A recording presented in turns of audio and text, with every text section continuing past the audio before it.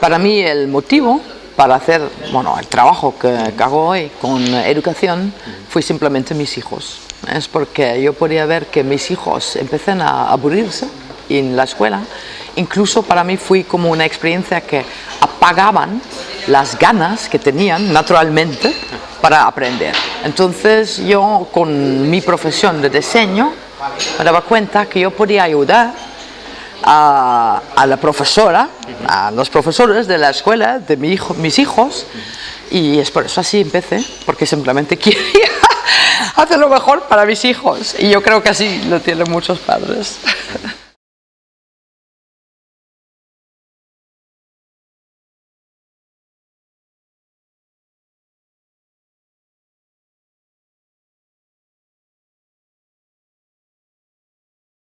Bueno, es que lo que pasa es que cada proyecto es único, entonces tampoco hay una reacción simple por todos los proyectos, pero el primer proyecto que hice yo, en primera reunión que tenía yo con un grupo de profesoras, me acuerdo muy bien, porque fui muy mal y ellos se pusieron muy enfadados conmigo y tenían que pensar y repensar de cómo hablar con ellos.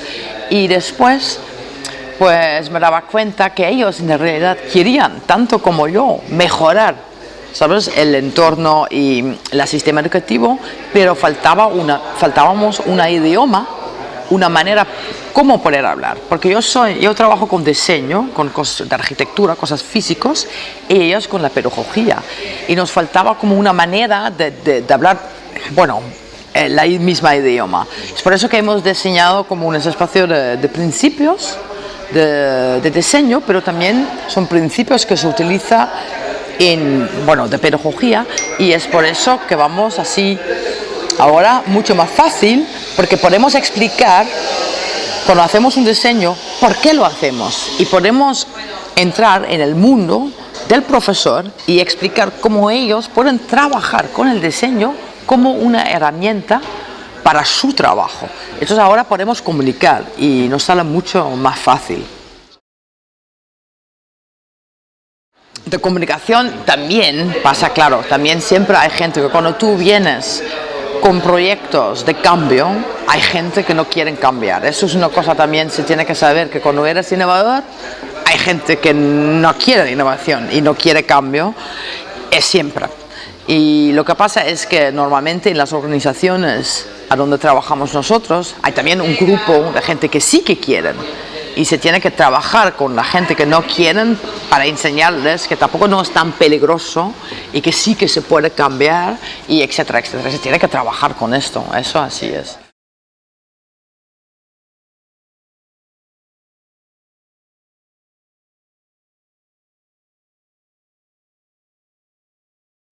Bueno, trabajando con unos espacios no tanto abiertos, pero diferenciados, quiero decir variados. Quiero decir que hay espacios abiertos y macerados, hay espacios, no sé, suaves y duros, con mucha luz, poca luz, rojos, azules, etc. Hay como una multitud de espacios, le llamamos paisajes de aprendizaje. Imagínate que entonces cuando vas por un paisaje, tú puedes sentarte contra un árbol, tú puedes estar detrás de una pequeña montaña y no te ven, etc. Tú puedes estar adentro de una cueva y estás casi solo. Entonces, en esta manera que trabajamos también con el espacio, lo creamos como paisajes de aprendizaje. Para poder trabajar con un sistema educativo dentro de estos paisajes, el enfoque del sistema educativo se cambia de ser como más centralizado en un enfoque más individualizado y más por proyectos. Entonces los profesores en general trabajan más por proyectos, entonces juntan los alumnos y después les dejan trabajar y utilizar sus facilidades y vuelven en un cierto tiempo para presentar, etcétera, etcétera. Hay un proceso más fluido durante el día. Y también se combinan más, por ejemplo, con el profesor de inglés, trabaja juntos con el profesor de historia y con el de matemática, y hacen como proyectos juntos, ¿no? Entonces hay también un sistema un poco más, ¿cómo se llama? Multiprofesional, no sé. Multidisciplinario. Sí, multidisciplinario, ¿no? Y entonces esos paisajes van con un trabajo mucho más multidisciplinario y un sistema más trabajando con educación más por proyectos.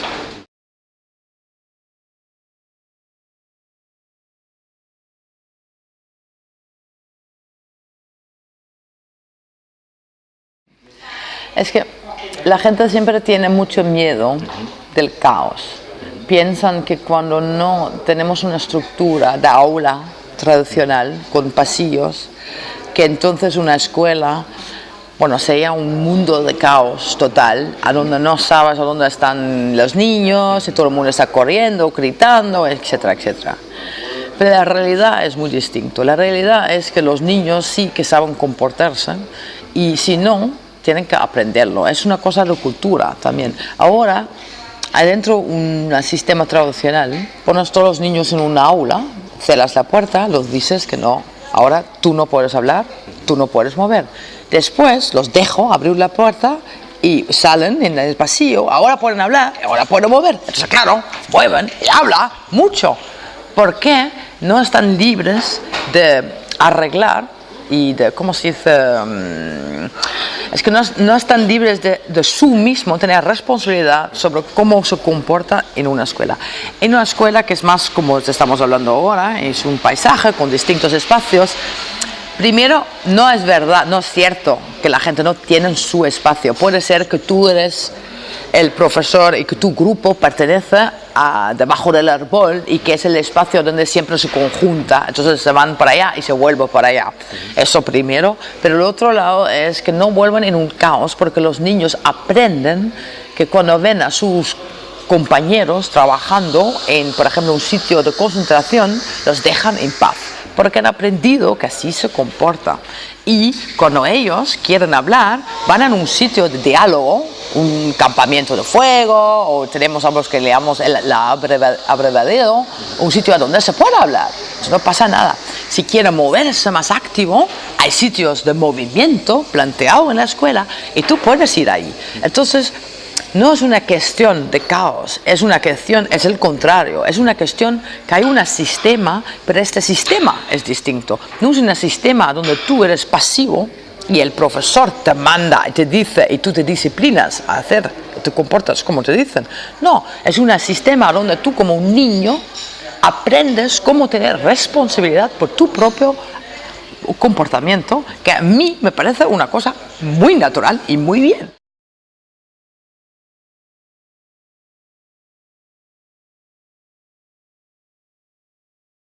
Yo creo que el diseño nos puede inspirar para ser aprendices por la vida, porque cuando el diseño nos da la posibilidad de cambiar, de como estaba explicando antes, de ser pasivo hacia ser activo. Se puede hablar de aprendizaje activo. Eso quiere decir que yo aprendo no solo cómo aprender, que es muy importante, yo aprendo también cómo motivar a mí mismo, que me motiva, ¿sabes? Que me enchufa, y yo cómo manejar esto. Entonces, cuando yo salgo de esa escuela, ha tenido una experiencia súper positiva, me gustaría mucho. Fui la mejor temporada de mi vida, ir a la escuela. Yo he aprendido como yo, no tú, yo aprendo mejor qué necesito para desarrollarme y más me han dado como habilidades, herramientas, cómo moverme culturalmente, socialmente, pero también cómo, no sé, por ejemplo, buscar información y saber qué es cierto, qué no es cierto, y toda esta historia sobre la cualificación de la información, etc. Entonces, yo creo que esas escuelas es el cambio que nos da en realidad un regalo, porque nos da justamente esto, el poder de saber cómo aprender por la vida, ¿no?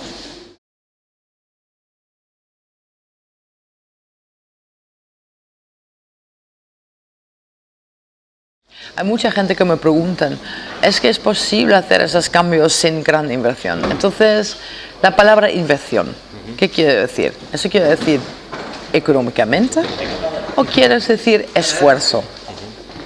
Yo no quiero que se pueda hacer estos cambios sin un esfuerzo muy grande. Yo creo que es duro, que duele, que es difícil y que tarda, ¿ya?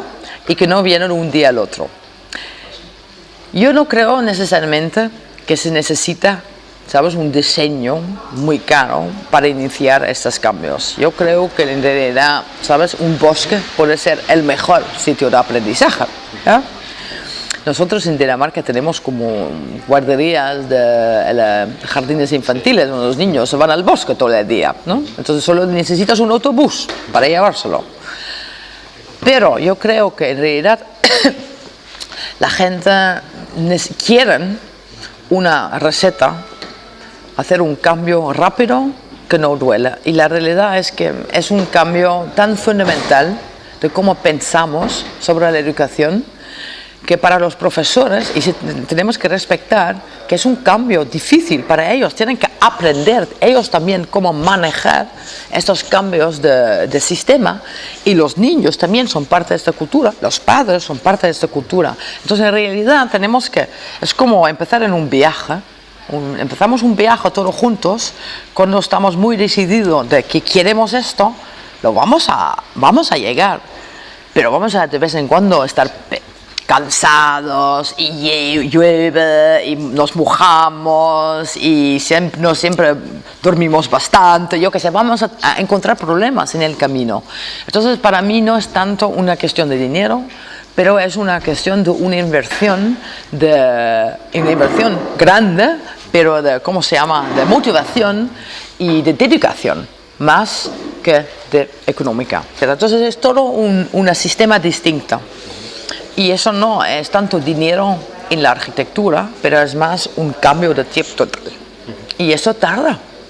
Y es un esfuerzo que tarda unos años. Pero lo que pasa es que para mí, yo no tengo mucha paciencia. Y yo lo he visto con mis hijos. Que mi hijo, cuando yo decido ayudarle, ahora ya tiene 19 años y su escuela jamás ha estado bien, ¿sabes? Y hijos, o sea, niños se crecen muy rápido, y es por eso el problema, porque si tenemos que esperar tanto tiempo hasta que las escuelas han podido adaptarse a esta nueva realidad, que estamos en un futuro muy lejos. Y es por eso que el diseño de vez en cuando puede dar este golpe de cambio más fuerte, que implica un cambio más rápido.